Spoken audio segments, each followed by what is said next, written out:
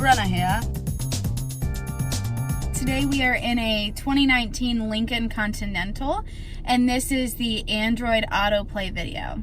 So we're first going to start with just plugging in your Android phone. And then you'll see here that the screen will automatically update into the Android Auto app.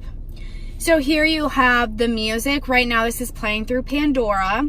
You'll have your navigation that's through Google Maps, your weather, recent calls, and any of your other notifications that you haven't read will also pop up.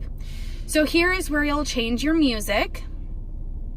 Like I said, we have Pandora going right now, but if you want to go to one of your different apps, I know like last time we used Spotify for the Apple CarPlay video, this is where those will pop up and you can change what you're listening to. Then you're back to your home screen for Android Auto here.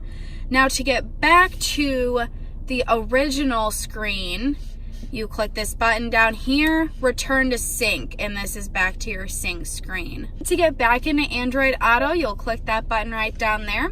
If you're interested in using the navigation through Android Auto, you got that button there, and then this is just a basic Google Maps right here. You also can use the phone feature through Android Auto. And then if you want to go back to just the normal Android Auto home screen, you have it right here. And if you want to go back to your Sync 3 screen, you have it just right there. Thanks for watching our Android Auto video. If you're interested in a live demonstration of Android Auto, you can visit us at 1820 Vandalia Street, Jack Schmitt, Lincoln, or visit us online at jackschmittlincoln.com.